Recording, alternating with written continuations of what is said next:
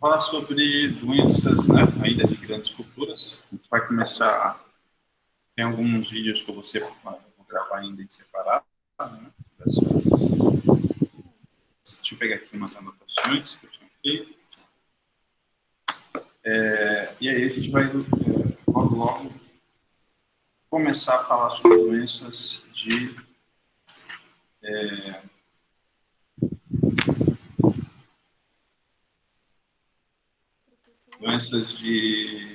hortaliças, né? Então tem uma aula preparada só sobre doenças gerais, né? As hortaliças em geral seria uma pauta para o segundo trimestre da disciplina de culturas.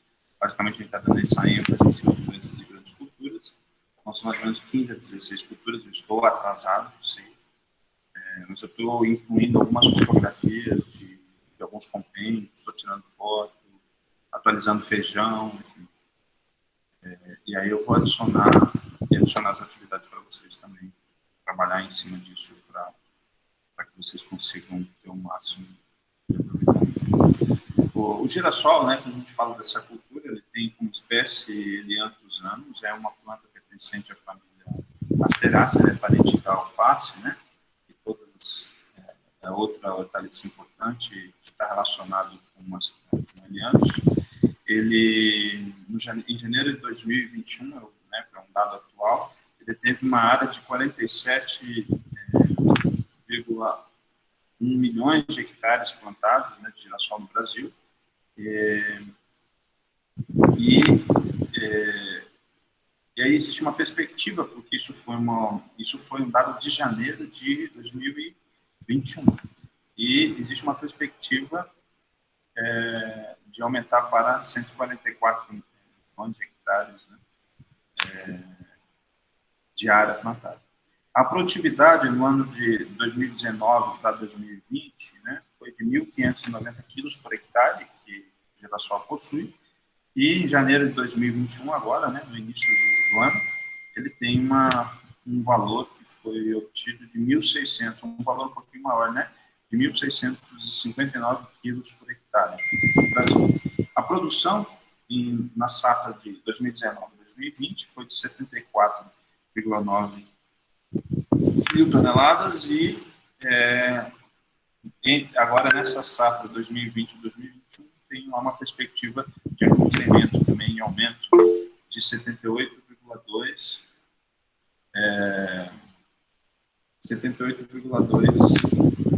mil toneladas.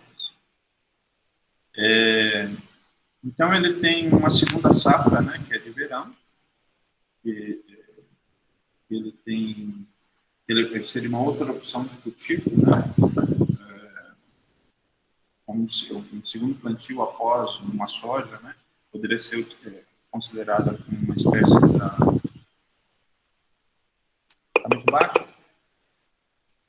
Vou colocar aqui no chão. Ainda está muito baixo? 1, 2, 3, testando. 1, 2, 3, testando. Está baixo? Não, para mim está normal. Professor, eu falei que tá baixo, mas é porque a menina está tentando falar e está muito baixo o microfone dela. A Carol, entendeu? Ela está tentando falar, mas está muito baixinho. Não dá para ninguém entender. Aí não tem... Está normal. Seu microfone está normal. Tá bom. Então, normalmente, o uso do girassol é através de óleos para consumo humano. E óleos, você também tem uma importância como uma fonte para biodiesel. E a cultura ela tem mais ou menos 30 doenças importantes e essas doenças elas podem provocar, né, no mundo, né, tem registros de até 12% de perdas, né, que é perda de produtividade, relacionadas a essas doenças. No Brasil não se tem muitos exatos, sempre eu vejo, quando eu vi o manual, né, falava que é uma cultura que está em expansão, né, com relação ao cultivo. Então, na verdade, é muito complicado dizer sobre essa expansão, porque sobre expandir o cultivo de uma determinada espécie não envolve só questões agronômicas, né? Envolve esse posicionamento em cima do produto que é gerado por essa espécie e essa relação com o mercado interno e o mercado externo. E isso pode incentivar a mais ou menos. Basta vocês refletirem sobre a história do valor do dólar, né? Quando uma cultura é exportada, então existe um grande incentivo para cultivo quando você vê que o valor do dólar em relação à moeda do real é maior ou menor. Então, imagine que você vai ter 3, 4, 5 vezes maior o valor dos seus, a ser pago, né, das toneladas, né, da produção gerada para esse mercado externo, e que isso, porventura, vai diminuir ainda mais os custos de produção. Então, essa sazonalidade, esse termômetro, nessa questão do comércio, das disciplinas de administração, de economia rural, que vocês fazem, ela é muito importante para compreender essa sazonalidade que algumas culturas têm com relação a estarem muito frequentes nos campos de produção. Então, eu vi isso e fiquei assim, pensando, eu não concordo com isso que está escrito pelo autor, né? Que é uma cultura que sempre tem uma perspectiva sempre de aumentar a área de produção. Não é assim.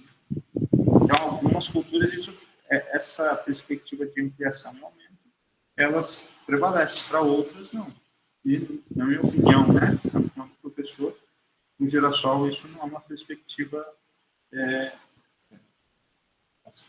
tão frequente, né, de ampliação da área, de substituição de área de soja ou substituição de área de girassol. No Paraná, em 1980, né, o principal fator de declínio, né, do girassol foram doenças que ocorreram em que as áreas eram de 80 mil hectares plantadas em 1981, para vocês terem uma ideia, né, sendo elas reduziram para 5 mil hectares. Olha a quantidade, né, de 1981 para 1994, foi de 80 mil para 5 mil hectares de área plantada de girassol. Então, o que vocês podem pensar que ocasionou essa redução de área plantada no girassol? Isso só com relação a algum estado. Existem as questões de políticas públicas também do governo, ou políticas públicas federais que vão favorecer, que vão balizar ou não essas culturas, né? Essa questão do mercado externo, né? O governo ele tem esse... geralmente, às vezes a gente ouve falar que o presidente da República ele mais vai fazer políticas de conseguir trazer esse mercado externo para vender os produtos brasileiros, para gerar mais renda, né? E o vice-presidente, que geralmente ele fica mais cuidando das questões locais, das questões dentro do país. Então, uma vez, eu acho que eu tinha um presidente que você via muito esses dois papéis, né, de aproximar o mercado externo, né, então viajava muito, acho que era o Fernando Henrique Cardoso, eles falavam, viajando Henrique Cardoso, né, que era o nome do presidente.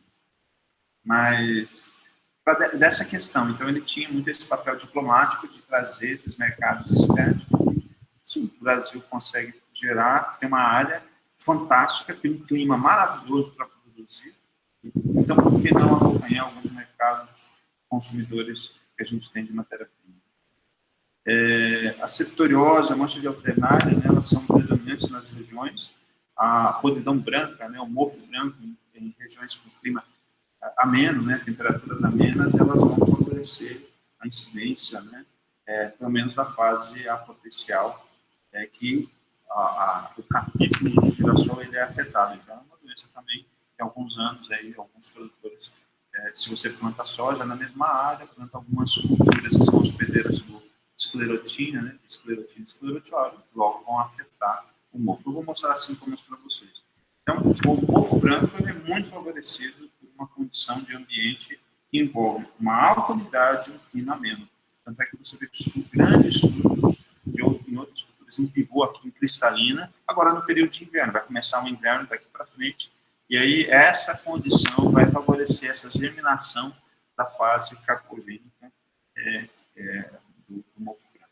Tá? Então, algumas regiões, como a região sul, então, que tem um clima mais ameno, vai inviabilizar a produção devido ao favorecimento da doença em cima da cultura. Então, isso seria algumas questões iniciais de importância a respeito das doenças do girassol. Então, aqui eu tenho, né, são quantas? São 15 doenças, né, aqui eu peguei, de acordo com o Manual de Fito 2016, todas as 15 doenças que envolvem, então eu coloco aqui inicialmente as viroses. Nós temos duas viroses, é o mosaico comum do girassol, ó, o Bidens mosaic virus. Bidens, não se esqueçam, né? Eu vou falar mais à frente dele, Bidens pilosa. Ele é uma outra asterácea, uma planta daninha, que tem muitas doenças em que elas sobrevivem nessa planta daninha e que ficam míldio, né? A mesma espécie do míldio do picão preto é a mesma, né? Aqui está o míldio, ó. Plasmopora haustead, ele fica em picão preto. E em muitas viroses também o patógeno sobrevive em todas as asteráceas, né? Buva também é uma asterácea. Então, são locais onde essas plantas daninhas podem, os patógenos que afetam o girassol podem sobreviver.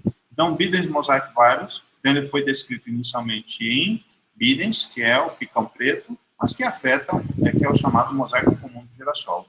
E o Tobacco Strait Virus, TSV, que é o vírus da necrose do girassol, né, inicialmente foi detectado em fumo, né, tabaco, e aqui você tem ele presente, né, em girassol. Na verdade, são 16 doenças, né, que tem um espaço aqui em branco.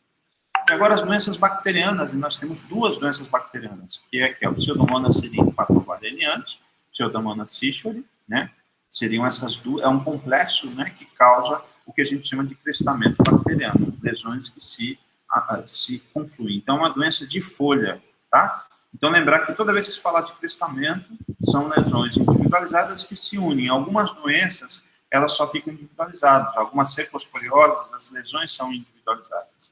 Algumas cercosporioses também são chamadas de crestamento, quando elas se confluem, quando elas se unem. Então, aqui no caso, são dois taxons que causam esse crestamento bacteriano no girassol. Aqui na escola, quando o Paulo plantou, tinha crestamento bacteriano.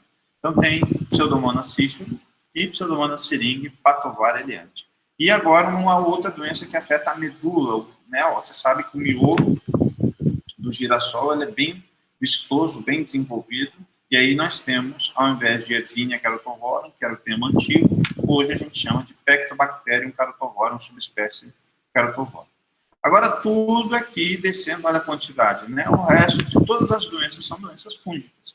Então, aqui nós temos manchas de alternária, e aí nós temos várias alternárias, olha que interessante. Geralmente as alternárias elas provocam lesões concêntricas. Aqui eu tenho alternária eliante, alternariaster eliante, eu vou mostrar para vocês como que ela é. Alternária zinnia. Zinnia vem de uma planta ornamental também chamada zinnia, que também tem uma alternárias que serve de fonte de nódulo para o girassol, que tem essas conexões. E a alternária alternata seria um terceiro taxon aqui que provoca a mancha de alternária. Então, geralmente, a mancha de alternária, ela tem essa questão das lesões concêntricas, halos que são concêntricos no tecido morto, né? Mas nós temos algumas outras doenças que, às vezes, confundem com esses padrões também. Mas, em geral, a alternária tem essa forma de você poder detectar esses padrões. Esses dias eu coloquei uma de crista de galo que tinha halos concêntricos. É mais ou menos aquele padrão. Só que lá na crista de galo era uma cercóspora e não alternária. A podridão branca, o mofo branco, que eu já falei para vocês, o míldio, agora os parasitas obrigatórios. Nós temos 3 parasitas obrigatórios em girassol, míldio, oídio e ferrugem, né? Eu nunca vi ferrugem em girassol, só vi o oídio, que é muito comum, e o míldio também já vi, que é muito comum. Encontrei os dois, encontrei tanto no picão preto quanto em girassol. A bolha branca, que é também um parasita obrigatório, então é 1, 2, 3, 4, é uma falsa ferrugem, né, o bulbo tragopogones, então ele tem, provavelmente fora do Brasil, se não me engano foi de lá que eu tirei esse registro, não lembro. Mas enfim, eu tenho 4 agentes causais, carvão não dá em girassol, pelo menos até o momento, não foi dito como sendo uma doença importante. E aí nós temos mancha cinzenta da haste, o Phomopsis eliante, lembrem do Phomopsis, também tem na soja. Então, Phomopsis que causa o cancro da haste na soja, vocês vão encontrar Phomopsis em girassol. Aqui a mancha preta da haste, Phoma McDonald, né? Vocês já foram no McDonald's, né? Então vocês sabem que é o Phoma McDonald. O Phoma oleracea variedade eliante seria a sinonímia desse patógeno que provoca aquelas lesões escuras sobre o tecido do girassol. A septoriose, né, Septoria eliante, que tem, né, um corpo de frutificação formato que é um sabumiceto, né? Então, septória também dá em tomate, dá em soja. Então, aqui, só que é uma espécie que tem um epíteto eliante para girassol. A murcha vascular, Verticillium dhallium, lembrado de quando falar de murcha vascular, então nós temos um fungo muito importante, que é o Verticillium dhallium, aqui do girassol, e na apresentação do Fabrício ele falou da Ralstonia solanacearum, que eu falei para vocês, aquela bactéria que provoca murcha, tá? Então ela tem vários hospedeiros, inclusive essa Ralstonia solanacearum que eu falei anteriormente, ela também dá em eucalipto, tá? Eucalipto, batata, tomate, solanáceas em geral. Então, é uma bactéria muito importante dentro da área de fitopatologia e que causa danos extremamente severos. Eles é capaz de dizimar uma lavoura de hortaliça em questões de dias. Assim. Uma semana você pode perder todo o seu plantio de tomate. E é uma bactéria que está no solo. E aí os tombamentos, sempre associar tombamento. Se alguém perguntar para vocês, tombamento é o único agente causal? Não. Vários agentes podem provocar tombamentos. Então, aqui eu tenho macrofomina, roselina, esclerose, Rhizoctonia solane, né? E nós temos ainda no capítulo, o capítulo que é a inflorescência do girassol, Botrytis cinerea, o agente causal que provoca, né? Na verdade, a podridão cinzenta, bolor cinzento, né? Ele é muito famoso, esse Botrytis cinerea, em morango, né? Então, vocês vão encontrar também a presença dele quando forem no supermercado. Dá uma reparada, ele vai dar um micélio acinzentado. Se o micélio for cotonoso, acinzentado, dentro daquele pote fechado, com filme plástico, em morango, é o Botrytis cinerea. Então, vamos lá. Então, agora que a primeira doença que eu falei, o Bidens mosaicoaris, é uma doença que provoca aqui algumas manchas cloróticas, ainda não tem necrose. Aqui, você vê um sintoma sistêmico, né, que é característica desse vírus. Eles não têm registro de transmissão dessa virose em sementes. As partículas desse vírus, né, que é um potivírus, elas são alongadas e vocês têm como hospedeiros o picão preto, que eu já tinha falado para vocês, o picão branco, margaridinha amarela, ervilha, alface. Né? Ervilha é uma fabácea, né? Mas a alface, que é uma asterácea, então, explicaria do porquê, né, que vocês vão encontrar. O sistema de transmissão, vocês estão vendo essas duas plantas sintomáticas, é através, né, de um pulgão que ele tem uma transmissão não persistente. Então, vocês estão vendo a boca.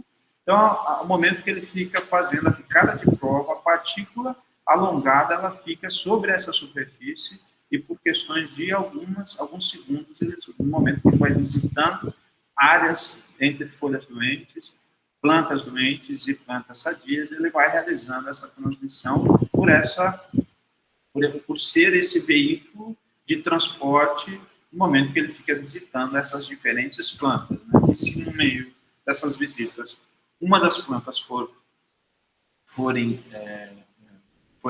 estiverem afetadas, né? Estiverem infectadas por esse vírus, ele vai realizar essa transmissão por esse inseto vetor. Então, além de ser uma transmissão por pulgão, ele também tem a transmissão mecânica. Como seria uma transmissão mecânica? Se vocês pegarem uma folha e esfregarem uma folha em cima de uma outra planta, de uma folha sadia, vocês vão conseguir transmitir a doença para essa planta. Tá? Então, é uma virose que tem essas duas formas de introdução dentro da planta doente.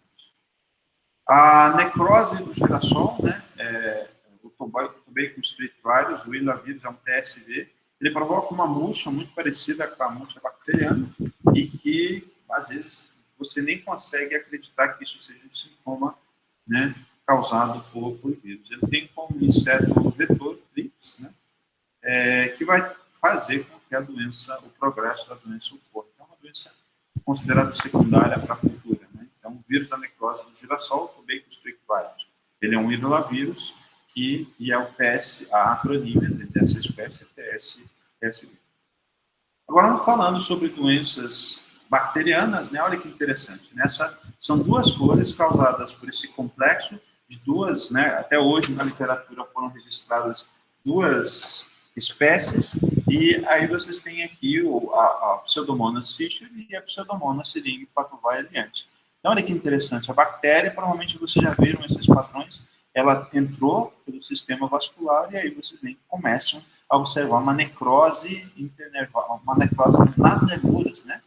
E isso é favorecido por uma condição, para bacteriose sempre você vai encontrar isso. Uma questão de chuvas, um ambiente de clima quente e um ambiente de clima quente e úmido, né? Vocês vão encontrar esse padrão de sintoma. E aqui um outro padrão de sintoma das necroses poligonais distribuídas mais na nervura. Então, a mesma bacteriose, vocês vão encontrar esse crestamento bacteriano, vocês vão ter esses dois tipos de padrões. Ó, isso aqui é o crestamento que eu estou falando para vocês. Essa união dessas pequenas lesões poligonais. Então, a transmissão, ela também já foi registrada, a ocorrência de transmissão pelas sementes. As sementes podem transmitir essa bactéria, então, um problema se vocês compram uma semente de má qualidade. E, se eu quiser detectar essa bactéria, eu vou pegar nesse tecido, recortar, macerar esse tecido e vou riscar dentro do meio KIM-P para observação do pigmento fluorescente. Então, e aí eu risco a bactéria no meio, olho num ambiente, existe uma lanterna, né, um equipamento, uma lanterninha, que você coloca em cima da cultura e você vê se ela for uma pseudomonas, ela vai florescer. E a pseudomonas cichuri, se eu fizer o teste, né, oxidase, se o teste de oxidase for positivo, é característica de pseudomonas cichuri. E se for negativo, seria característica de pseudomonas syringae patovaria eliante. Essa seria a forma de você identificar essas duas espécies que estariam atreladas a esses dois tipos de sintomas. A podridão da medula, agora falando ainda a segunda bacteriose, olha que interessante. Toda vez que falar de bacteriose, vocês forem para o campo, até mesmo vocês não conhecerem muitas doenças da cultura, então essa mucilagem, né, fungos também provocam isso, mas vocês vão encontrar isso,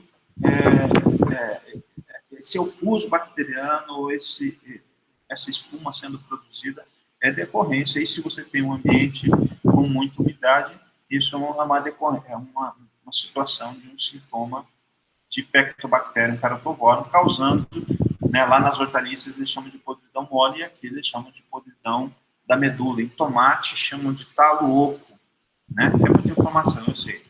Mas só para tentar puxar alguns gatilhos em vocês que façam vocês entenderem os padrões que vocês vão encontrar desse tipo de doença. Então, ela foi detectada pela primeira vez em Londrina em 1983, e a característica dos sintomas inicialmente essa produção desse pus bacteriano, depois essa seca, essa queima, essa podridão. A bactéria ela vai entrar nas plantas de girassol através de ferimentos, e algumas plantas estão sofrendo algum tipo de estresse, algumas plantas que estão debilitadas, né? Então, e aí a bactéria vai poder penetrar. Ela pode se associar com infestações de pragas e pode aumentar a sua severidade dentro da cultura. Então, as pragas que afetam o girassol vão favorecer bacterioses na cultura, a introdução de bacteriose na cultura.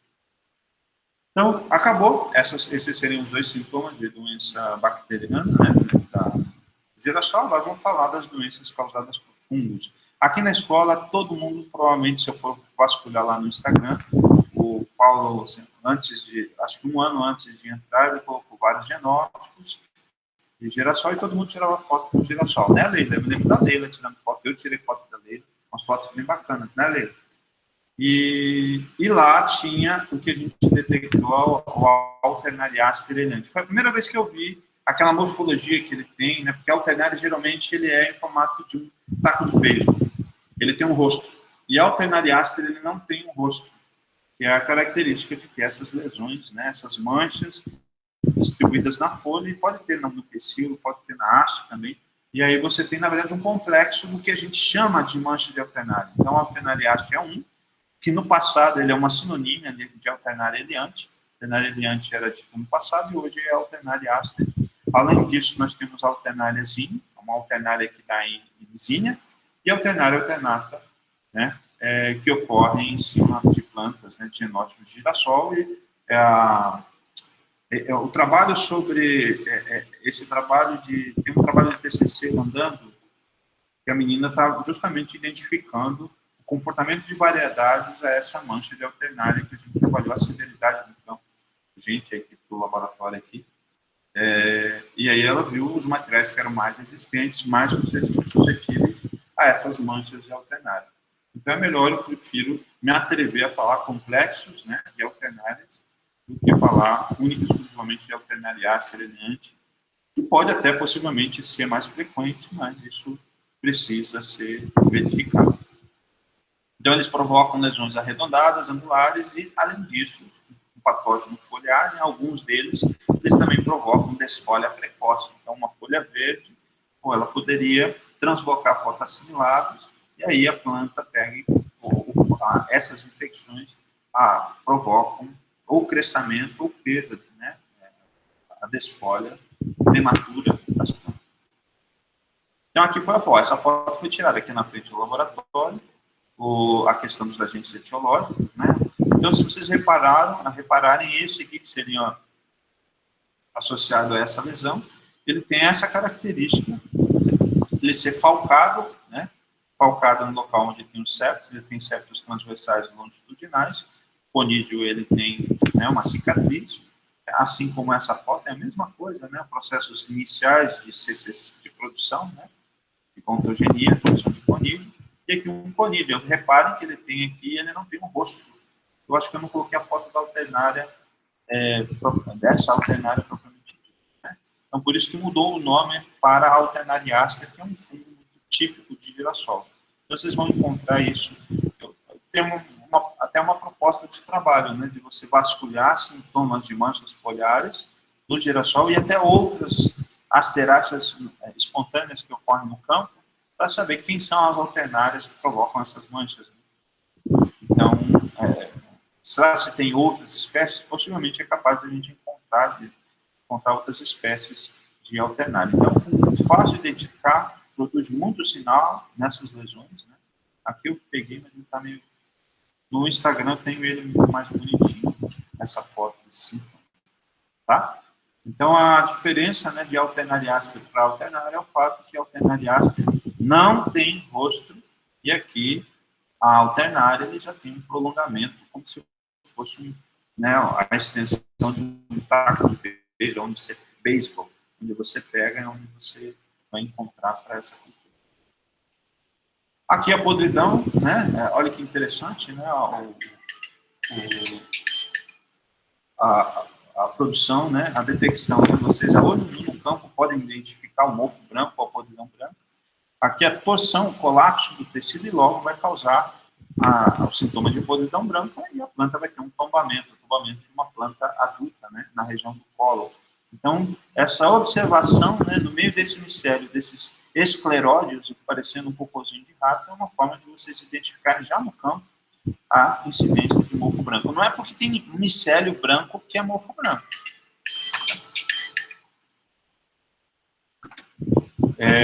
E aí vocês vão encontrar esses sintomas que sempre vão ter como alvo esses locais. Além desses locais, eu chamo a atenção no caso do girassol, não sei se coloquei foto, coloquei, em cima do capítulo também, ó. Então, como que chega na flor, né? Quando você estuda epidemiologia de mofo branco, de esclerotina e esclerotiorum, normalmente você associa que a fase sexuada, a fase carbogênica, ela afeta a flor quando... as flores são afetadas quando inicia. A germinação desses microesclerócitos aqui, ó. Então, você tem períodos de temperatura mais amena. Eu já fiz aqui no laboratório, a gente já fez aqui.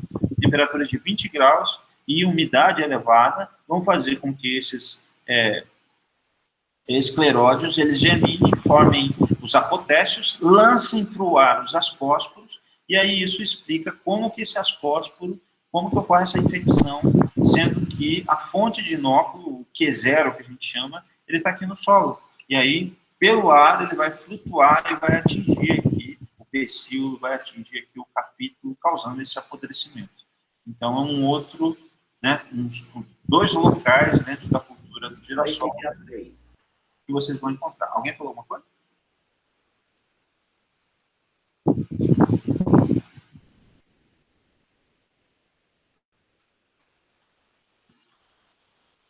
Beleza.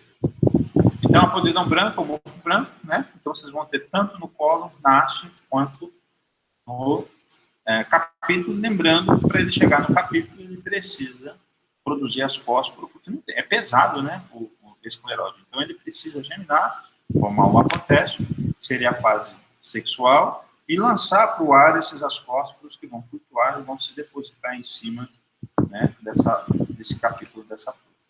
O míldio, que eu falei para vocês, ó, e aí eu chamo a atenção, o professor já identificou, aqui na escola mesmo, ali perto da matemática, a gente encontrou folhas com sintomas, e aqui, ó, né, vocês veem em soja, mesmo padrão, você vê uma clorose avançando aqui, às vezes, de início você pensa que é um vírus, daí você vira o verso da folha, você vê uma grande quantidade de micélio marrom, acinzentado, a branco, e aí quando você coleta, vocês vão encontrar aqui os esporângios, aqui o esporangióforo, e aqui dentro desse esporângio vocês vão ter o zoósporo. E o nome do agente causal, Plasmopara halsteadi, tá? E aí nós temos picão preto e muitas asteráceas aí, que provavelmente são hospedeiras dessa doença. Então, outro trabalho de círculo de hospedeiros que pode ser muito interessante de inocular, né, em diferentes asteráceas e observar os sintomas, né? Só que eu preciso de muito inóculo, né? Preciso de muita planta viva, porque eu não posso cultivar em meio de cultura. Então, eu raspo da folha de um girassol, de uma planta suscetível, e inoculo em plantas que eu estou fazendo teste para saber se são hospedeiras, tá? Então, no campo, vocês vão ter, já que não é um parasita obrigatório, ele vai sobreviver, né, em um hospedeiro vivo. Um exemplo de um hospedeiro de sobrevivência do ciclo primário, né, das relações patógeno-hospedeiro é o picão preto, né, Bidens pilosa. O oídio, né, uma doença que, à medida que o girassol vai crescendo, vai sombreando, criando um microclima, e esse microclima, esse sombreamento, né, o oídio já é uma doença que não gosta de umidade excessiva, ele gosta de uma temperatura mais amena, porque ele desidrata com muita facilidade, tem uma radiação solar muito intensa, vai fazer com que o esporo perca essa água. E aí, isso vai prejudicar depois com que ele seja eficiente na sua infecção. Então, normalmente, você vai encontrar nos baixeiros e nessas regiões, como ela é muito alta, ele vai criar toda uma região sombreada, um microclima todo favorável para a incidência da doença. Então, em soja, a gente fala que é uma doença de final de ciclo por causa dessa condição. Você vai fechar as linhas de cultivo e isso vai favorecer a incidência da doença. Então, aqui algumas fotografias do esporo, né, que é cilíndrico. Então, é um fungo hialino, e aqui você tem um colídeo emitindo tubo de penetração que vai depois penetrar no tecido e provocar os sintomas diferentes. Podem reparar, até nas brácteas o fungo afeta, né? O oídio, né? Erisiphe cichoraceata, né? O oídio do girassol. E aqui, a ferrugem, né, do girassol, causada, né, por Coccine eliante, lembrando que essa aqui é a fase sexuada, esse aqui é um teleósporo, eu sei que é um teleósporo como? Pela presença desse pedicelo, que é bem preeminente, aqui não está muito presente, mas a segunda característica que caracteriza um teleósporo é a presença dessa papila aqui em cima, tá? E aí, se você tem uma única célula, né, as ferrugens em geral, elas têm dois gêneros muito importantes. Uma é o gênero Uromyces e outro é o gênero Fucsinia. O gênero Fucsinia, o teleósporo, que normalmente é escuro, ele vai ter, quando olha no microscópio, ele será bicelular, né? Então, se ele tem duas células no teleósporo, é o que caracteriza o gênero Fucsinia, né? E a olho nu no campo, você vai encontrar, esses dias eu coloquei na internet, lá no meu Instagram, uma foto de uma fase telial de malva. Malva parente do algodão. Uma ornamental que eu tenho em casa que tinha um monte de pontuações escuras. Olha aqui, a olho nu eu vejo, se eu estou vendo essas pústulas escuras, isso indica a presença da fase telial, né? Então, a olho nu não dá para saber exatamente qual é a espécie. Daí, quando eu olho, você sabe que é a fase telial. E que, para identificar as ferrugens das plantas, eu necessito da fase telial, que seria a fase sexuada. Então, eu vou preparar a lâmina, olhar no microscópio, se eu ver um teleósporo bicelular, é Coccine. Se eu ver um teleósporo, né, com um pedicelo, só uma célula, e ter aqui uma papila, né, só uma célula e uma papila, e o pedicelo, aí é o Uromyces do gênero, tá? Então, aqui as pústulas rompendo a superfície da epiderme, os sinais, né, de coloração alaranjada, que caracterizam as ferrugens. E aqui uma foto de lupa, né, dessas fases, lembrando que é uma transição. Inicialmente é a fase de urédia, depois transforma para a fase de télia à medida até você colher o girassol, é isso que vai acontecer. Então, aqui a Puccinia eliante, algumas fotografias de outros hospedeiros, né, de outras espécies, e aqui as pústulas de coloração marrom mais enegrecida, escura, que caracteriza a fase telial, né. Então, aqui a fase de S, né, e a fase de S provavelmente em outra, um ciclo heteroécio, né, em outra espécie de planta hospedeira diferente de girassol, né. Então, urédia, télia, germina, forma a base de hóspedos, as bases de hóspedos vão germinar, vão voar, vão cair um hospedeiro alternativo, né. Se o ciclo for heteroécio, vai desenvolvendo uma folha, essa aqui é uma folha diferente de girassol. Então, vai desenvolver a fase de picking, né? E depois vai desenvolver a fase de éstio nessa folha, e depois que os estiósporos vão cair em cima do girassol e voltar a formar a fase de urédia.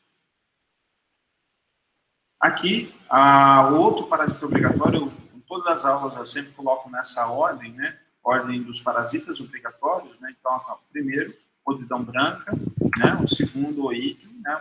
Tudo parasita obrigatório, então a epidemiologia, a sobrevivência, o ciclo das relações tem muitas características em comum para que vocês consigam entender, né? As ferrugens, né? Eles vão ter essas relações de sobrevivência, né, em cima de hospedeiros alternativos, ou ter estruturas especializadas em que elas possam sobreviver, que seria essa fase de teliósporo. Aqui o albugo, né, também um parasita obrigatório que ele só vai sobreviver, né, a fase de os esporângios vão se desenvolver na cultura, e a fase de sobrevivência seria a fase de oósporo, né, oospórica, que ele vai se desenvolver e ficar nos resíduos culturais nesse caso. Então, aqui, essas manchas brancas lembram um pouco de míldio, mas a diferença é que parece, não sei se vocês já brincaram, pegaram uma folha de papel e passa em cima de uma moeda e parece que está em relevo. Então, a superfície da folha fica em relevo, parece que você deu um tiro na folha. Então, a ferrugem branca, ou bolha branca que vocês estão vendo causada por albugo trapobones, vocês vão encontrar essa elevação da superfície da folha, que é uma das características desse tipo de doença, tá? Aqui uma foto dele, para vocês observarem o agente causal. Então, nesse pus, geralmente, vocês vão encontrar os sinais dele na face abaxial, na face de baixo da folha, e aí vocês têm aqui a célula esporangiogênica, que seria isso aqui, e aí os esporângios deles, quando vocês olham, eles são todos em cadeia, tá? Então, essas bolinhas, eles têm esporângios. Então, dentro aqui, o professor marcou, zoósporo. Então, dentro do esporângio, ele vai se diferenciar e vai originar os zoósporos, tá? Então, ele é uma doença que ele fica introduzida na folha da planta hospedeira, ó, aquilo que eu falei para vocês. Vocês viram o sintoma aqui, vocês estão vendo só na face adaxial. E na face abaxial, ó, o local onde eles ficam emitindo e jogando esses esporângios que ficam flutuando, que são disseminados pelo ar, disseminados pela água da chuva, por vários agentes de disseminação, desencadeando o ciclo das relações dessa doença. Ok? Então, ele é um falso fungo, um fungo pertencente ao reino cromista, ao mesmo reino do míldio, né, do míldio do girassol. Então, são meio que fungos que têm uma morfologia muito parecida, uma morfologia da fase sexual representada pelos esporângios, pelos zoósporos, né, e que, se você entende essas características que envolvem sintomatologia e etiologia, isso vai auxiliar vocês a traçarem medidas de controle mais eficazes, moléculas direcionadas. Metalaxil é uma molécula que funciona para míldio, funciona para albugo, né, que são fungos pertencentes ao reino cromista, tá? Lembra que eu já falei para vocês de Pítio, Phytophthora, as espécies de míldio, né? E aqui albugo também está dentro do mesmo grupo. A mancha cinzenta da haste, né, causada por Phomopsis eliantes, lembra que eu falei para vocês lá no início, né, um paralelo, tem um cancro da haste na soja, que também é Phomopsis, e aqui eu também tenho um outro Phomopsis, que vai provocar esse colapso, que vai provocar um tombamento, que vai prejudicar a vascularização do tecido, que vai também provocar alguns crestamentos, né, a mancha cinzenta da haste, e algumas manchas foliares também, causadas por Phomopsis, tá? E de aporte seria a fase sexuada, teleomórfica, quando no resíduo cultural, quando o girassol morre, a fase sexual ela vai se desenvolver, vai ficar produzindo corpo de frutificação no tecido morto, a forma de sobrevivência do patógeno, que vai ser representada por essa espécie de patógeno, né, do patógeno que é chamado de aporte direante. Aquilo que eu falei para vocês, o colapso, né, o tombamento da planta, né, devido ao apodrecimento decorrente de Phomopsis, e aqui na folha um sintoma, né, que veio pelo ápice avançando, um amadurecimento, um halo, olha que lindo, halo clorótico, e aqui uma região necrótica decorrente de Phomopsis eliante na folha. Então não é só, em girassol não é só no tecido, né, na haste da planta, mas também na folha um sintoma. Aqui seria a foto do fungo. Esse fungo, a característica dele, quando você olha no microscópio, esse corpo de frutificação, que é uma garrafinha, ele produz uma mucilagem, né, uma massa de esporos aqui no topo, né, do ostilo do picnídeo, e essa massa de esporos, vocês vão encontrar esses conídeos muito fininhos, curvados, né, em que são foco de disseminação da doença e expressão desses sintomas que a gente vê na haste, na folha de girassol. Ainda sobre Phomopsis, né, eu coloquei aqui, às vezes as pessoas confundem, Phomopsis é um tipo de fungo que tem dois tipos de conídeos. Um conídeo é o chamado beta, esse que é fininho, né, vocês viram aqui, beta conídeo, e aqui o que a gente chama de alfa conídeo, né. Então ele produz, dentro do corpo de frutificação, ele produz esse alfa e beta conídeo, que é o que a gente chama de ciclo anamórfico, que é o ciclo que provoca a epidemiologia da doença, que provoca esses sintomas que eu estou mostrando para vocês. Quando a cultura acaba, ela é colhida, então ela pode começar a produzir o ciclo sexual, as híbridas compatíveis se cruzam e começam a formar as fases teleomórficas, que seria a fase de aporte. E aí vai formar essa união, pseudotestes seriam essa união de peritécios imersos dentro de um tecido estromático.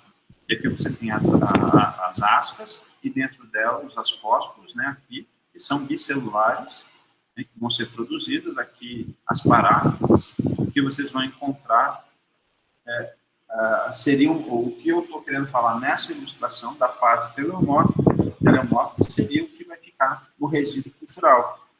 Então, se o inóculo inicial para desenvolvimento de uma nova epidemia, um novo ciclo de cultivo do girassol, se ele vai sobreviver na parte morta, né, do girassol que fica no campo, então eu preciso incluir e raciocinar uma forma de tentar minimizar esse impacto e reduzir esse inóculo inicial dessa fase para que na próxima estação de cultivo do girassol ele não desencadeie o ciclo assexual, não volte, esses esporos não voltem, como eu falei do mofo branco, né, não voltem a provocar danos, né, o que eu reduzo esse dano em cima no meu campo de produção. Ainda agora, né, a mancha preta da haste, que é Phoma macdonaldi. Então, Phoma macdonaldi também é um fungo que é um formato de garrafinha. Então, aqui, tanto a fase anamórfica quanto a fase teleomórfica, ele tem o corpo de frutificação, no caso de Phomopsis, e no caso de aporte, eles são em formato de garrafa.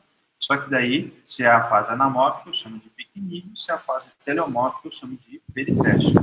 Aqui, Phoma, ele vai também, a fase anamórfica dele, ele também vai formar um pequenídeo aqui nesse tecido, e vai provocar um sintoma muito parecido ao sintoma anterior que eu mostrei para vocês. Então, e ele vai produzir os seus conídeos. Então, nesse caso de Phoma, é só um único tipo de conídeo que ele vai produzir na planta. Tá? E ele também era chamado de Phoma oleaceae, variedade eliante tuberosa. Daí vocês poderiam também me perguntar, mas professor, por que o senhor, para algumas doenças, o senhor sempre exalta a questão da forma sexual e em detrimento da forma assexual, né, o anamórfico? Então, algumas doenças é muito comum você encontrar o fomópsis e encontrar o diapórtico. E outras, como foma, né, você só encontra a fase anamórfica. Às vezes você não detectou ainda no campo, né? O ídio da soja, até hoje, eu nunca vi a fase sexual do ídio. No caso do mofo branco, já não. É bastante popular você encontrar tanto a fase anamórfica quanto a fase teleomórfica, a fase sexual, assexual, durante o ciclo da cultura, como uma fase sexual no pós, né, no final do ciclo da cultura, assim como as ferrugens. No final, próximo da colheita, começa a aparecer a fase epitelial, mas de início vem a fase anamórfica. Aqui, que lindo, né? Essa massa de esporo, né? Essa mucilagem produzida, então essas bolinhas que aparecem sobre a superfície, tanto do caule do girassol, quanto no meio de cultura, são massas de esporos, é como se fosse uma mucilagem em que você tem uma grande quantidade de conídeos. Olha, para esse gênero Phoma macdonald, os conídeos todos são cilíndricos, de tamanho um pouquinho menor, mas ele é muito parecido com o conídeo de coletótero. E a célula conidiogênica dele é muito pequena, eu tenho que fazer corte transversal do corpo de frutificação, e ela tem um formato de uma ampulheta, né? Aquela do tempo. Então, vocês vão encontrar ela aqui. Então, aqui o tecido estromático, aqui o picnídeo, o ostil, alguns copos de frutificação, o picnídeo aqui na lupa, e aqui o picnídeo dele com mais de um ostil, ó, 1, 2 ostil, vai. Ostil é uma abertura por onde sairão os conídeos que são produzidos no interior desse corpo de frutificação, tá? E essa é a característica da doença. Então, de novo, ó, o professor fez de propósito, ele organizou todos os slides. Primeiro você viu que eu cheguei falando sobre uma série de doenças que eram parasitas obrigatórios, até aqui. E agora eu estou mostrando para vocês uma série de fungos que têm por característica em comum o fato de terem esses copos de frutificação picnidiais. Ó.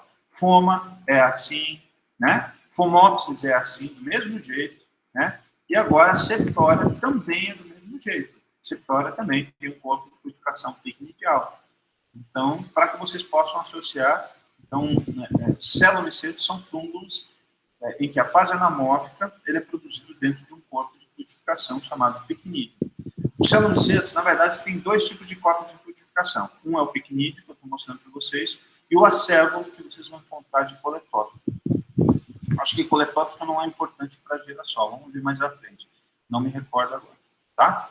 Mas aqui todos têm essa característica em comum de terem esse corpo de frutificação com esse ostíolo, e no interior terem conídeos. E aí, os seus conídeos no interior que vão ser diferentes. Ó, o conídeo aqui cilíndrico, aqui o conídeo no seu interior, ele tem esses dois tipos, um pouco mais, né, filiforme nas extremidades, rotulado, e ele tem um segundo conídeo aqui mais parecendo, né, bastante fino, né, filiforme e curvado. Então, no interior, né, o tipo de conídeo que tem no interior vai auxiliar vocês a identificarem para saber se é foma, se é fomopsis, se é septória, né? Então, aqui é o sintoma de crescimento na folha causada por Septoria liante. Lembrando que Septoria tem soja, Septoria em tomate, várias culturas da septoriose, vocês vão encontrar. E aí, no meio dessa lesão, vocês vão encontrar esse corpo de frutificação. E olha que interessante. Agora, aqui, ali é uma massa mucilaginosa, que eu falei para vocês, aqui no caso de foma, mas para Septoria eles chamam de cirros. Ó, o professor até digitou aqui, ó. Cirros seriam essas massas de esporos que são assim, compridos e finos, que são emitidos a partir da abertura desse ostíolo e que vai colocá-lo para fora, tá? Então, os conídeos, filiformes, multiseptados, aqui os cirros. Então, à medida que você tem uma condição climática que favorece, você olha com a lupinha de bolso, né? E aí você vai ver ele saindo no miolo, no centro daquela lesão escura aqui, esses cirros, parecendo uma cobrinha saindo, e ele se torce todo.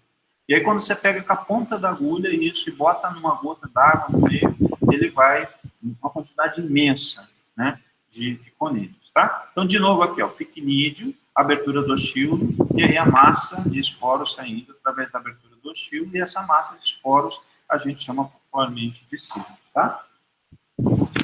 E aqui os conídeos, ó, o detalhe dele, multiseptado, curvado, fino. Agora mudando, né, tipo de doença, né, a gente está falando de celomicetos, agora hifomicetos. Sempre eu estou usando esse padrão, eu deixo os hifomicetos no final.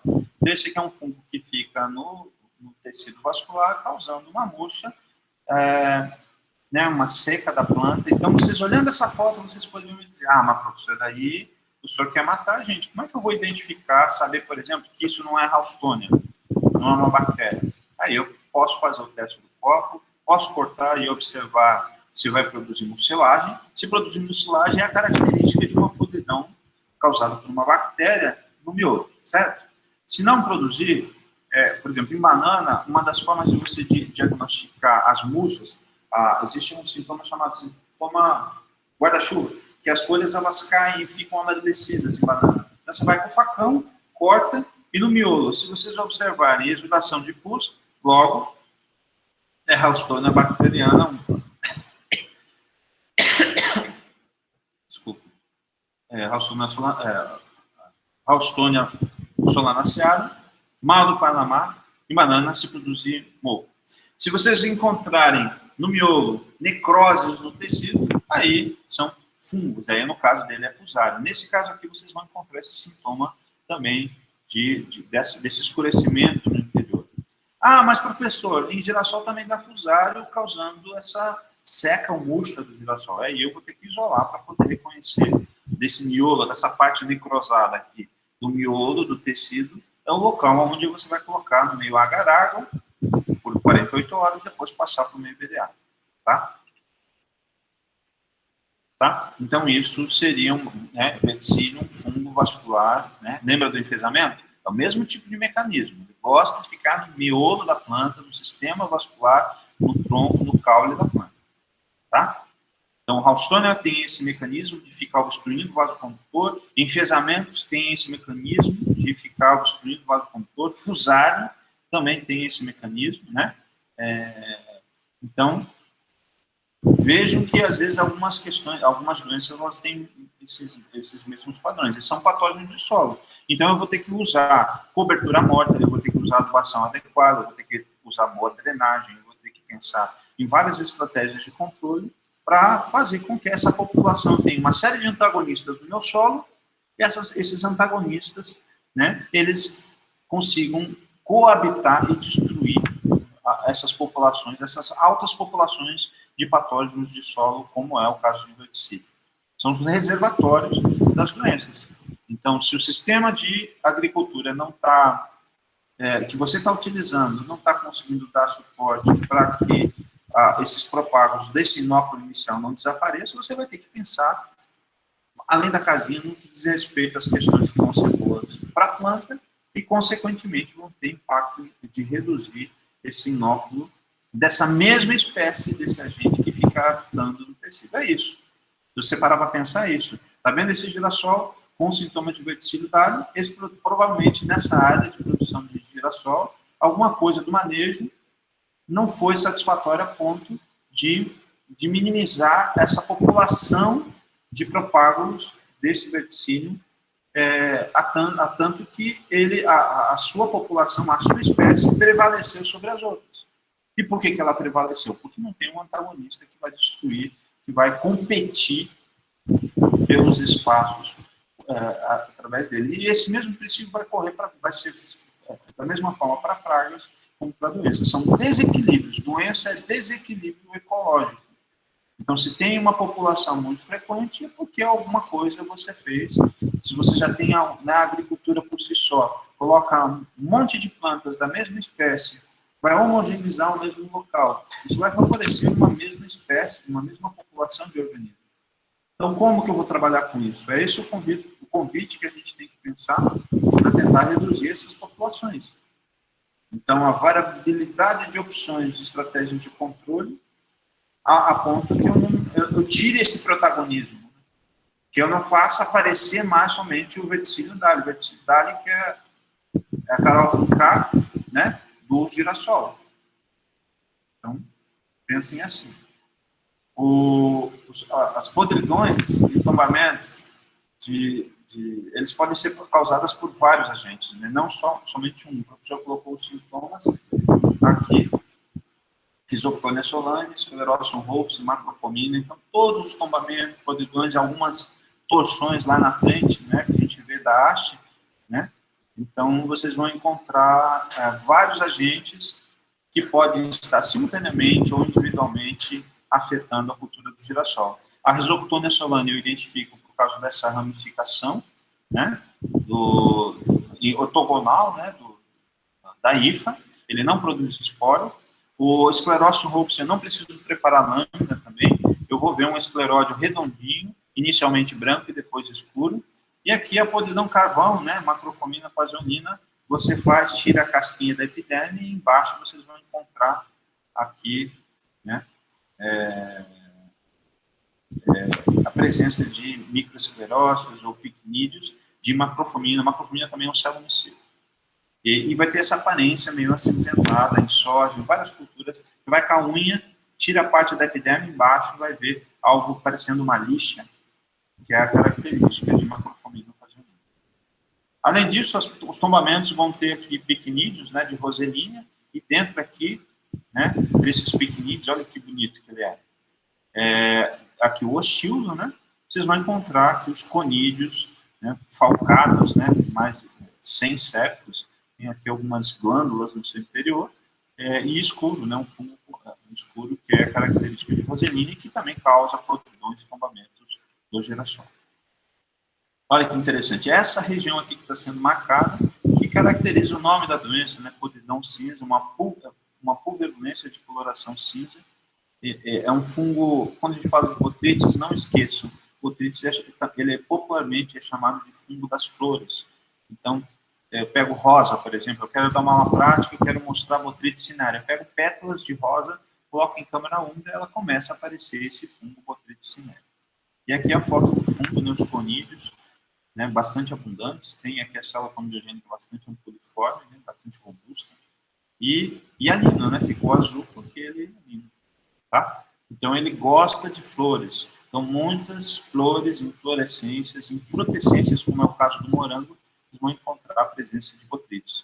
Eu tive um orientado de mestrado que trabalhou para controle químico de um tipo de botrytis, né, Amphibotrytis, que mudou o gênero, mas basicamente é a mesma coisa, que dá na inflorescência, né, no cacho. Ele provoca uma seca do cacho da mamona, uma doença mamona também causada dentro desse mesmo grupo, causando uma doença chamada podridão cinzenta, né, da mamona.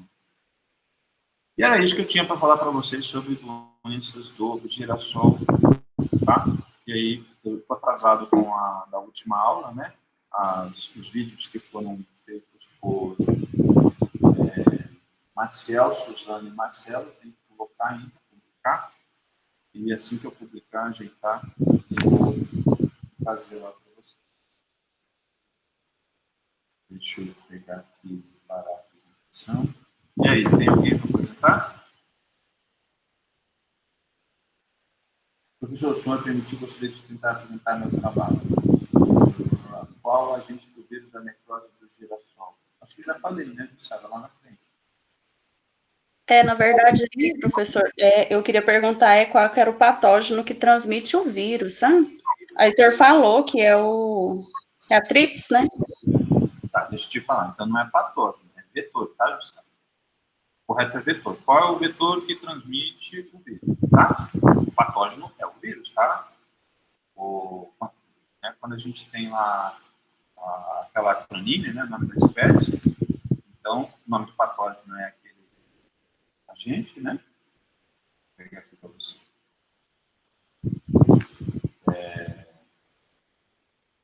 Aquele tabaco strict lá, né? Strict virus, isso. Esse é o agente, né? Esse é o patógeno, esse é o agente. Que é o patógeno, né? Essa doença tem um vetor. Nem todas as doenças têm vetores, né? Classicamente, as doenças fúngicas têm vetores. Beleza. Manda bala, Carol.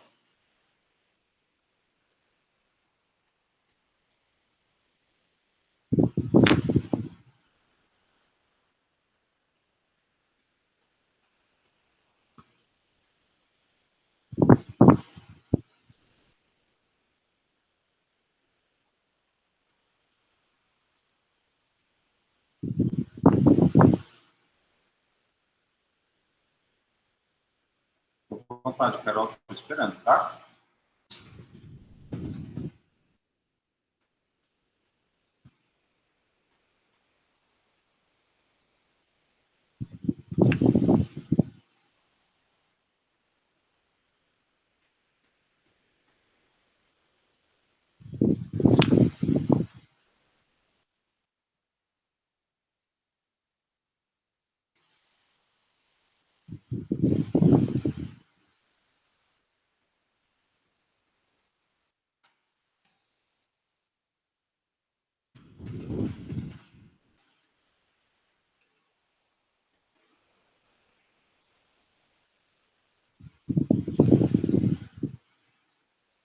Carol, tá aí? Vou preparar o teste aqui, então.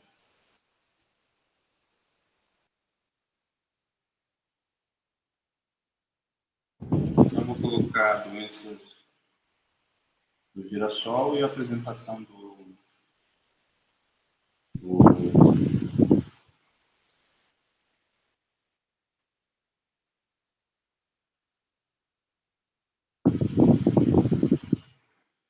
Fabrício.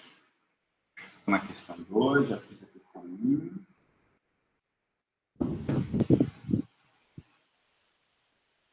2. Vou colocar o link e vocês vão responder. Eu comecei a corrigir da aula passada. Hoje à noite eu vou terminar de corrigir e vou jogar para vocês a nota lá.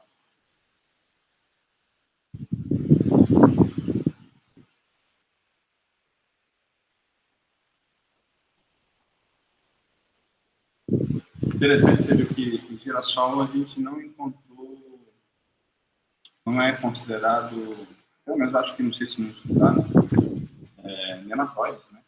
Então, é uma coisa que vale a pena pesquisar.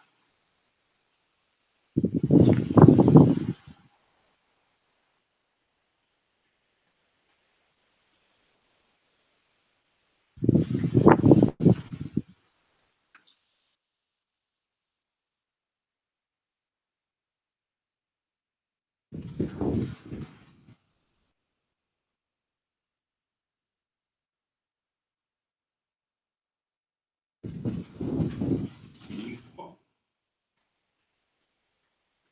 Samuel, não quer então o teste, Samuel?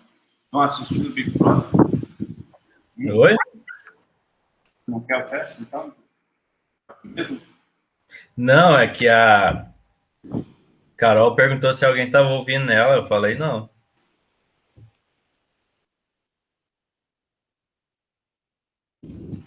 Não tem como ter acesso remoto, Carol. Infelizmente, não posso fazer nada, né, Carol? Se você não resolver esse problema aí, você ou me dizer como que eu posso resolver, né? Todos estão aí, né? Existe uma parte do professor e uma parte de vocês que vocês têm que resolver. Se você não consegue, infelizmente, né, não sei como resolver essa questão. Já deixei no dia que for marcado para a sua apresentação e agora é contigo.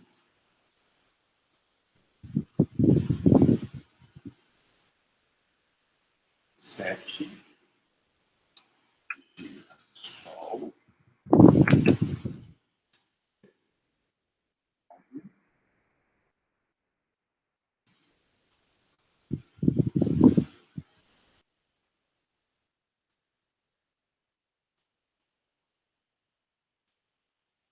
São doenças do girassol e da batata.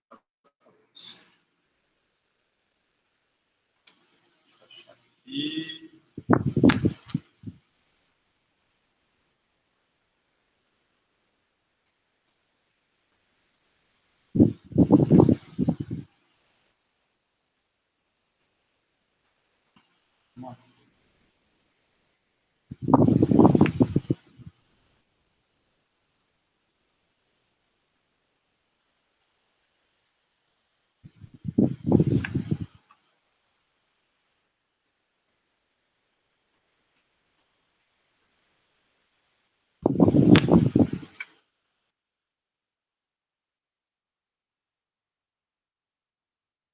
Pronto.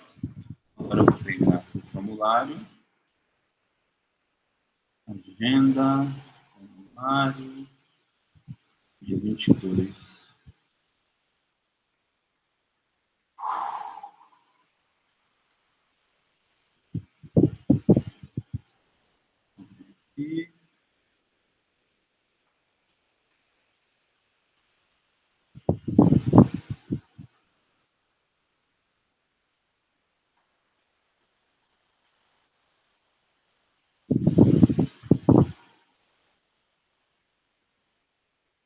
Fazer uma cópia.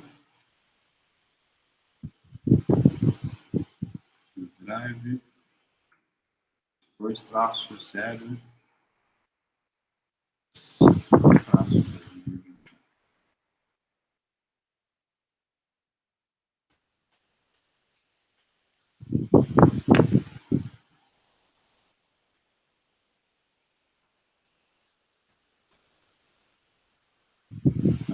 Aqui.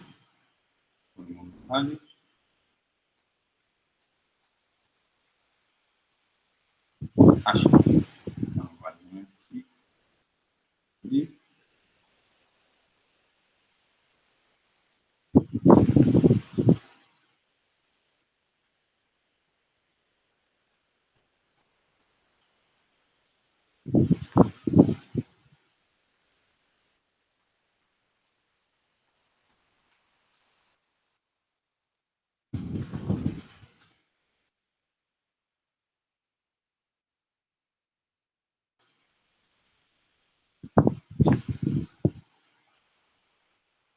beleza.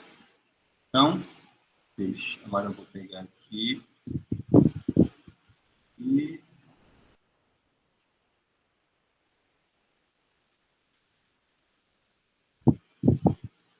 salvar. Então, eu venho aqui enviar. Copiar. Veja se vocês conseguem abrir o formulário para responder. Tá aí.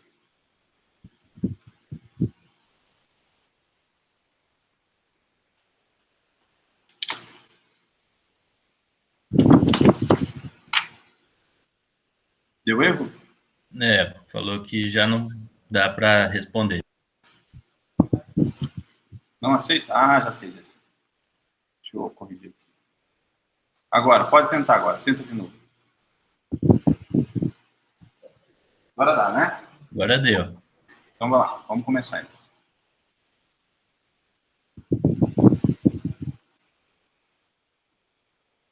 Rápido 10, viu?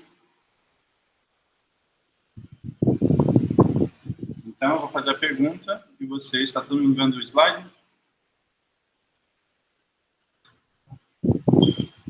Sim. Sim? Vamos lá. E aí, vamos lá. Agora entrem lá no formulário, que tem várias pessoas que depois eu não vou preencher. Coloca o nome completo de vocês lá no formulário primeiro.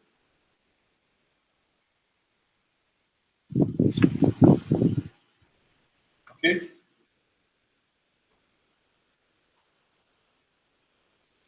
Número 1. Qual o nome dessa doença?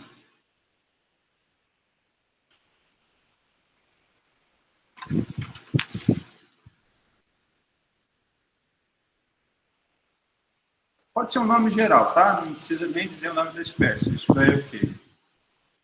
É uma ferrugem? É uma polidão de haste? O que é?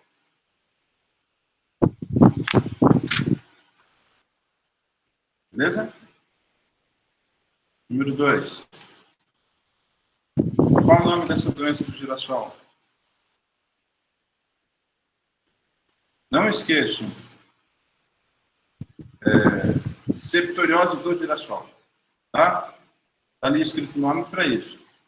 E aí não esqueça que o nome de doença tem um traço de girassol. Na outra teste ninguém fez isso. Pouca gente fez isso. Acho que é a Suzana que fez isso só.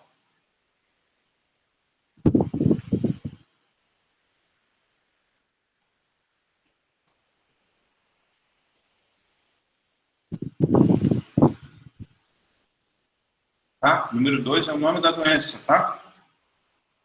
Agora eu vou para o número 3. Que é essa? Qual o nome dessa doença? Lembra que eu falei para vocês? Isso que está saindo de calma. Qual é o nome da doença?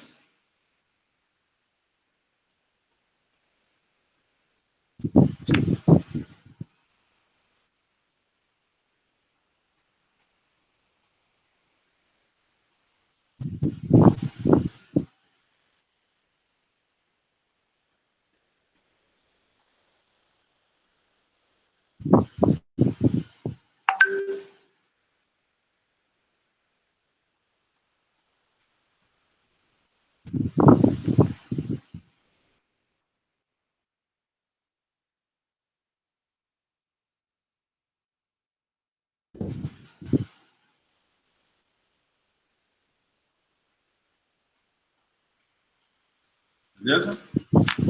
Número 4. Qual o nome do agente causal agora? Esse é o mais difícil. Só o gênero pode ser.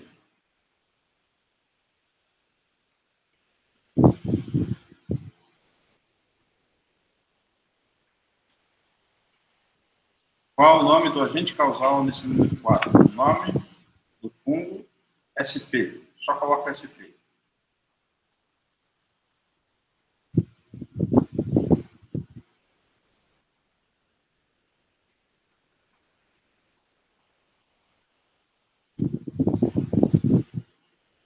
Beleza? Agente causal. Esse, número 5. Qual o nome do agente causal? Esse dá para escrever até o nome da espécie.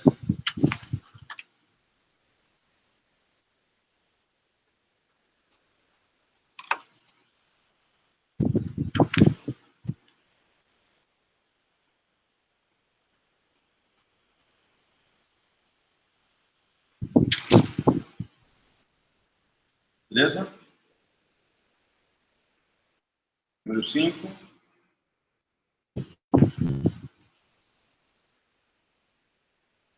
Olhem a estrutura formando sobre o mistério. Número 6. Ah, meu Deus. Peraí, só um pouquinho. Tem a resposta. Vocês viram a resposta? Não, né? Deu nem tempo. Peraí, eu vou cortar só a parte da imagem que tem o nome. O nome da doença só, tá? Não precisa falar mais nada.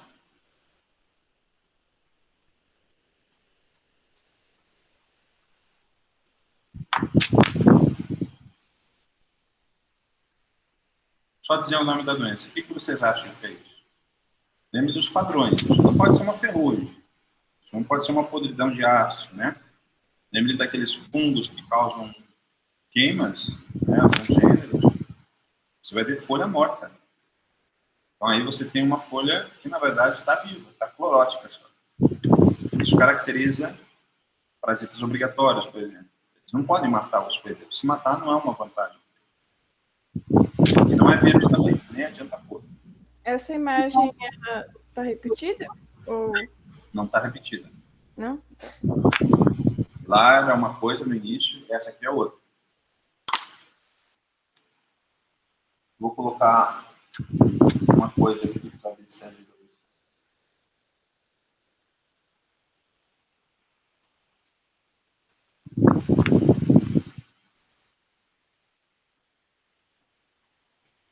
Tá?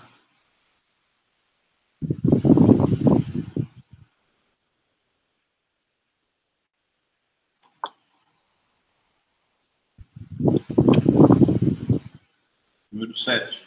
Nome da doença.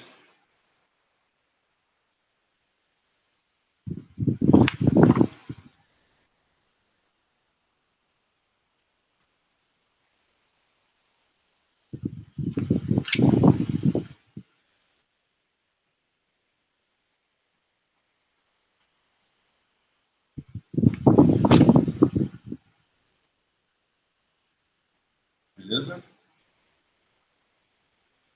Número 8. Batata doce. Nome da doença.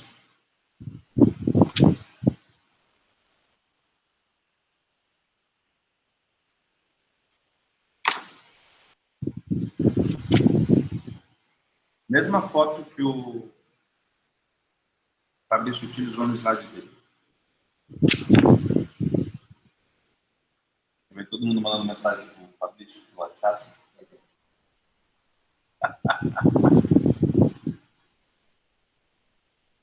Nove. Qual o nome do agente, o gênero do agente causal? Eu falei uma característica para identificar o gênero.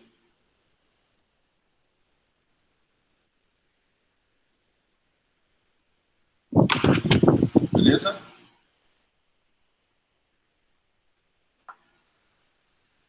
Número 10. Esse foi uma adição que eu falei lá, que forma uma crosta na superfície da batata doce, uma doença que o Fabrício não falou. Qual o nome da doença?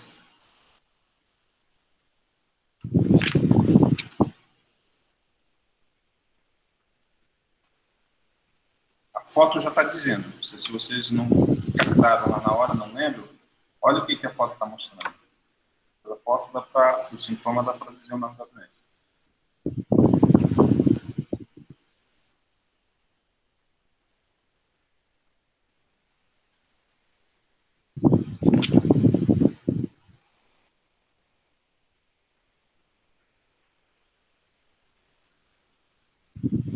Beleza? Vou colocar aqui. Fechando, então, as respostas. Pode enviar. Professor, agora que eu fui olhar, eu respondi com letra maiúscula, pode mandar assim mesmo? Manda. José Vitor já enviou. Daniela Fernanda Pereira já enviou.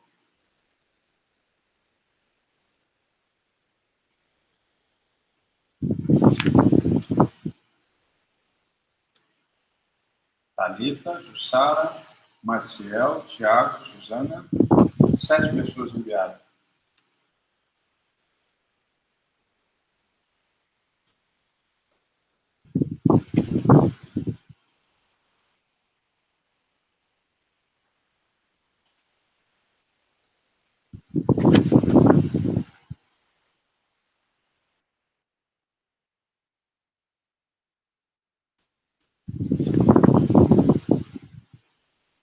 Beleza? Vou fechar então, hein? Ninguém mais vai responder? Tudo na cola. Tudo 14 pessoas, só 8 responderam.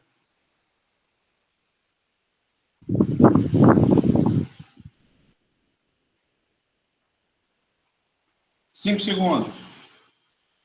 5, 4, 3, 2, lá vai. Fechando. Não vai mais aceitar a resposta, hein? Bora? Suzana, cadê? Suzana já foi, já foi.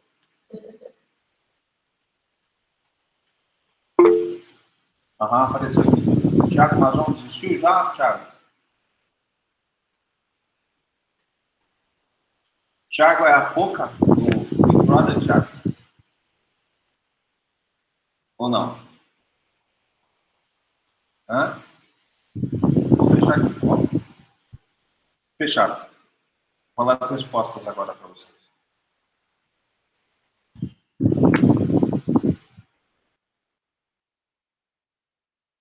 Número 1, aqui é uma virose. Se colocar virose, está certo. Mosaico. Mosaico do girassol. Virose do girassol. Tá bom? Número 2, crestamento, traço bacteriano, traço do traço girassol. Né? Isso aqui é bem o crestamento bacteriano que eu tinha mostrado. Esse aqui, um pus bacteriano, sabe que é uma bactéria. Podridão mole do girassol pode ser, podridão bacteriana do girassol pode ser, e o correto mesmo, né, o que é clássico, seria podridão da medula, da haste do girassol. Esse é o nome da doença. Né? Só para fixar essa história do pus, vocês associem isso.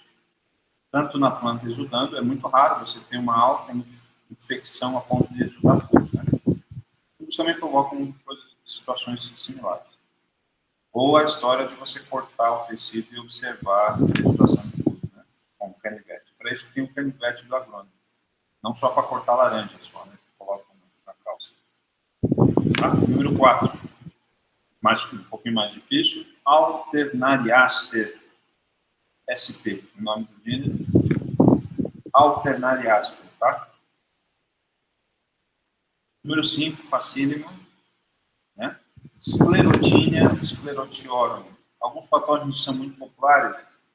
Vocês têm que fazer uma certa autoavaliação de si próprio. Quais são os sintomas para observação de mofo branco. Né? Então, às vezes eu fico muito preocupado de vocês, como profissionais, nessas circunstâncias que a gente está vivendo, né? e até mesmo se fosse presencial, às vezes voltar nessas questões de detecção de doenças que são muito populares, muito comuns, muito frequentes, né? Quando é um mildio, quando é uma ferrugem, quando é um carvão, quando é um moídio, entender essas circunstâncias e depois o quanto que essas detecções elas são importantes, identificações são importantes para depois passarem as medidas de controle. A tomada de decisão sobre o que fazer dos investimentos financeiros para conter os danos provocados por esses agentes. Né? Tá? Esclerotina e esclerotiome. Número 5, esclerotina e esclerotiome. Número 6, muito parecido com uma virose, só que aqui você, lembra que eu falei, eu coloquei essa foto para mostrar o fungo, o esporângio, que é um míldio, né? Míldio de girassol. O nome da doença é míldio, número 6. Míldio. Característica de parasita obrigatório, olha só. Ah, porque acho que foi a Suzana até que falou. Ah, mas professor, isso o senhor já não falou?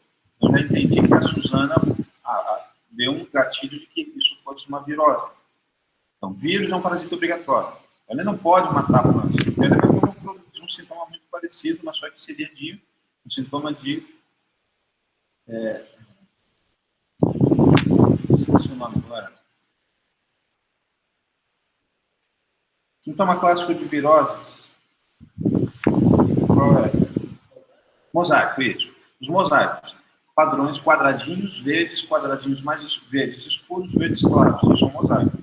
E quando você tem esse amadurecimento, esse padrão aí, também, você não está vendo morte da célula, você está vendo o fungo prejudicando a clorofila, por isso que ele está mais amadurecido. Mais à frente, possivelmente, você tenha áreas necróticas.